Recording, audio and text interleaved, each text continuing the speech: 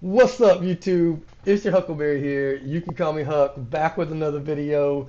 We're gonna check out Amala's channel again. I watched this clip that she's reviewing the other day with a buddy of mine, so I kind of know where they're going, but I want to get a reaction of how she interprets this situation.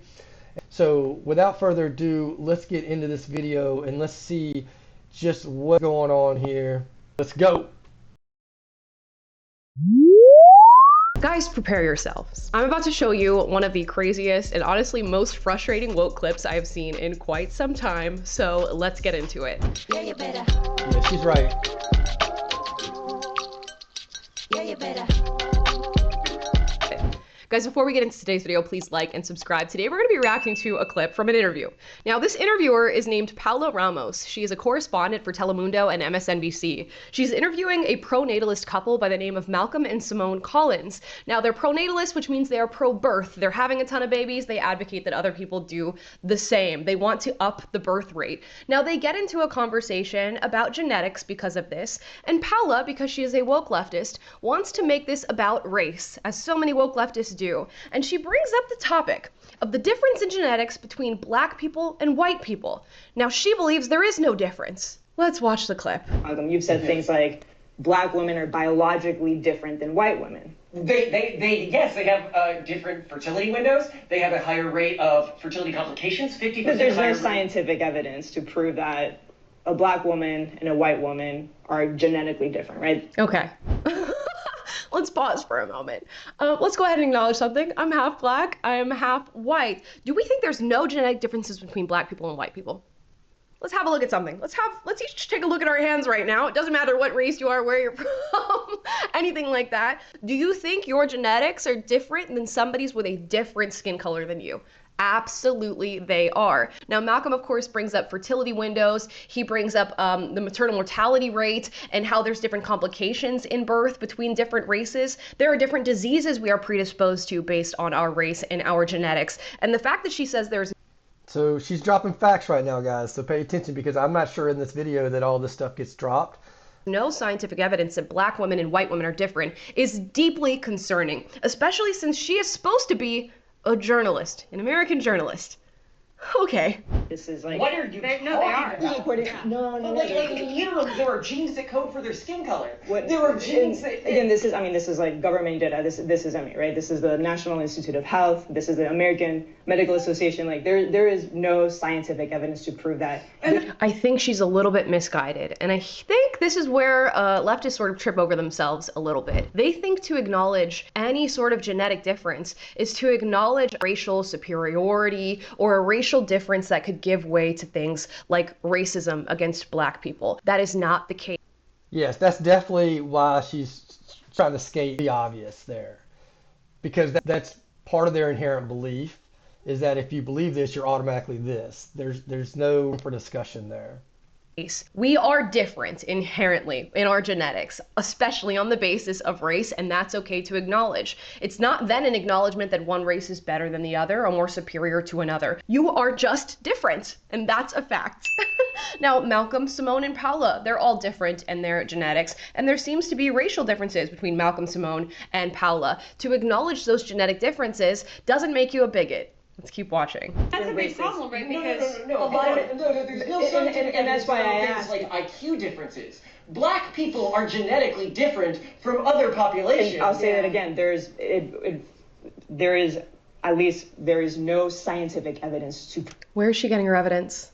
Where is she getting her evidence? Yeah, let's She cite mentions that. the AMA, she mentions government institutions. They, in fact, do acknowledge the difference in genetics between people of different races. So, Prove that, right? And as people No, that I'm sorry. I'm stating. Do you want to?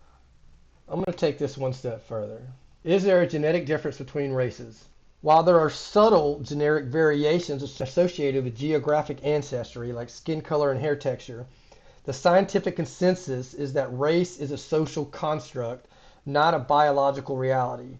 Most human genetic variations, around 85 to 90%, exist within so-called racial groups, not between them, meaning any two people from different races share nearly all their DNA, and that there is no distinct genes exclusive to one race. Genetic differences that do exist often relate to ancestral origin, like the prevalence of blue-eyed European population, rather than defining clear and separate biological races. This is Google. Let me go and ask ChatGPT here. Google is Gemini. I'm going to ask ChatGPT here and see what they have to say about it. Is there a genetic difference between different races? There are genetic differences among human populations, but not all in the way race is commonly used, and the differences are small. Any two humans are about 99.9% genetically identical. Some people still have Neanderthal traces in their DNA, and a lot of people don't. So that right there is a clear genetic difference. It might be minuscule, but it's still a difference. So unless it's 100%, and if it was 100%, then we would all have the same color and all this other kind of stuff. But let's get back to the video here. Ask an AI if there's scientific evidence. I want to ask. No, This is what's your really statement? That's funny he said that. He's like, do you want to ask AI? And I just did ask AI. Correct. This No, is what you're really based stating on is just factually incorrect. Humans are genetically diverse. It's not a bad thing that humans I'm not are saying it's genetically ever, diverse. I'm not saying it's a bad or a good thing. I'm saying there is no scientific evidence.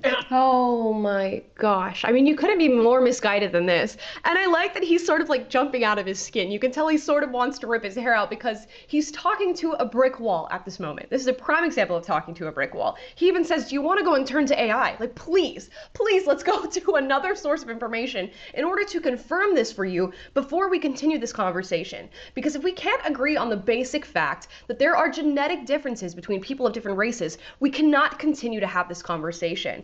And the fact that she says there is no evidence, I think what she really means is no matter how much evidence you show her, her opinion is not going to change on this. And what that means is you're dealing with an ideologue. You're dealing with somebody who is stuck in their position, and that position is not going to move no matter how much you try to change it, no matter how much you show them, no matter how much research, no matter how many studies you put in front of their face. This opinion will not change because her framework and her worldview is informed by wokeism, which says that everything is equitable and everyone is equal in every single way, shape, and form on the basis of race, gender, sexuality, orientation, anything you want to throw out. And then she therefore becomes an immovable object in this conversation. Let's continue. I'm saying that is a factually. He's saying that there is scientific There evidence. is scientific evidence. There is overwhelming scientific based evidence. on- Overwhelming. and this is, Basics. No. This is like saying the sky is not blue. Like, it is genes that code their skin color, right? Those genes are obviously different in them than they are in us. This is what you learn in, I don't know, first, second grade. Maybe grade third. When did we biology? start doing Punnett squares and talking about Mendel and P's and running through the different Nowadays, ideas, they the probably don't basic even do fundamentals this. of genetics? She does not need to be a journalist. Let's say that right now. Journalism card revoked. How is that not science? That's just like a basic fact. The genes that code their skin color, their level of melanin production, are different from my genes that and I code think, melanin production. and that's precisely why I was asking this. And even if that's 1% or less of the genetic difference, it's still a difference, as both AIs that we just asked conceded that.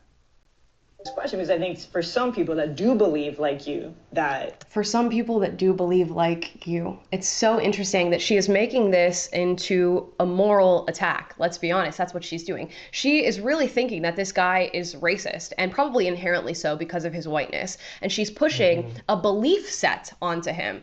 Except that belief set is literal, fact-based science. people are genetically different, that has historically been used to promote racial hierarchies, right? And that's why I'm asking you because But so what because makes you Okay, so there's the moment that we get really a view into her mind and into why we are now having this conundrum in conversation. Let's go back and hear what she says about his view and his belief. and that's precisely why I was asking this question because I think for some people that do believe like you that people are genetically different, that has historically been used to promote racial hierarchies, right? And Okay, that's all you need to hear right there. People who believe in genetic differences use that belief to promote a racial hierarchy. She gets down to the root of what she's really talking about, and that is white supremacy. She's accusing both Malcolm and Simone of being white supremacists because they believe in genetic differences amongst black people and white people, which could not be farther from. Yeah, at no point did these guys seem like white supremacists to me. They seemed like realists, if anything.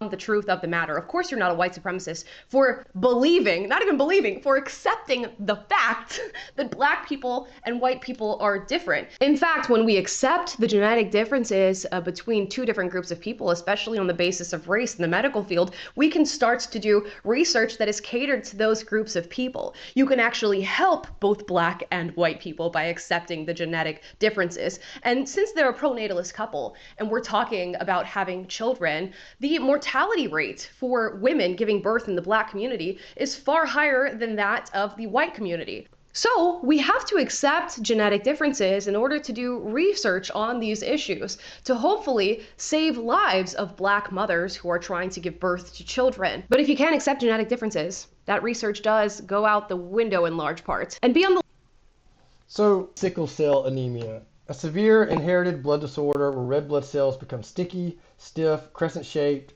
instead of a round leading blah blah blah. It's caused by inheriting a sickle cell gene from both parents, resulting from mutations in the hemoglobin gene.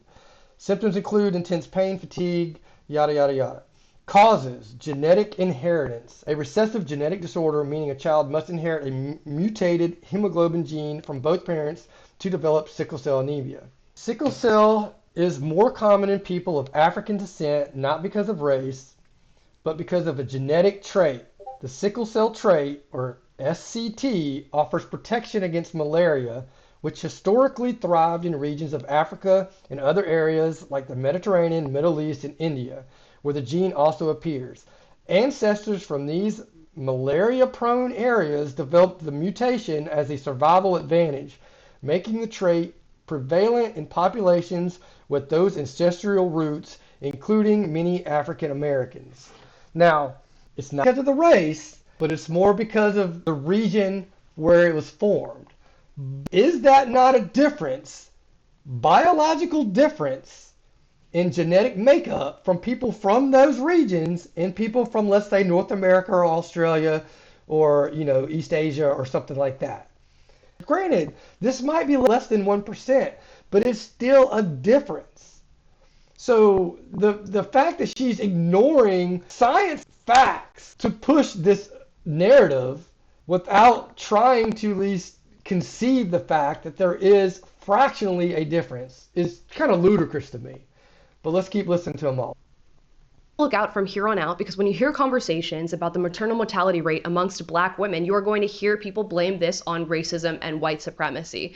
And while in some way, shape, or form this could be a factor, I'm going to go out on a strong limb here and say that's probably not the biggest piece of pie when it comes to the reasons why the maternal mortality rate is different among black women. But because we apparently can't have conversations about genetic differences, especially as it pertains to medical research, we are not going to figure out what the problem is. Luckily, I think most scientists, medical doctors, medical practitioners are able to acknowledge the fact that there are, in fact, genetic differences amongst black women and white women. I do wholeheartedly want to believe that most individuals are not the Paula Ramos of this conversation. They are not standing in her corner. But it does seem as though more and more people are starting to adopt these sorts of beliefs on the basis of their sort of woke mindset towards the world. And it's not okay, okay? It's not scientific, it's not factual, and it in fact is going to lead to more harm than good. Yes, all human beings should be treated equally with dignity and respect, but we are not all equal. We are different in so many different ways, and one of those ways is on the basis of race, and it's okay to say that. It doesn't make you racist. All right, guys, so there you have it. I hope that helped educate you some on just how stubborn the left is in giving any kind of credence to actual science. This woman gave no kind of evidence for anything she was trying to say. Guys, I implore you to go to her channel and give her a like. Here it is right here. Amala Ekpanubi. I'm terrible with pronunciations, but there's her channel right there, guys. So go and give her a subscribe and give her a like. She's an awesome YouTuber, and hopefully in this channel I can continue to bring you entertainment, but also bring you awesome other YouTubers out there. Whatever the case is, guys, I'm your Huckleberry. You can call me Huck. I hope to see you next time. You're Daisy if you do. Peace!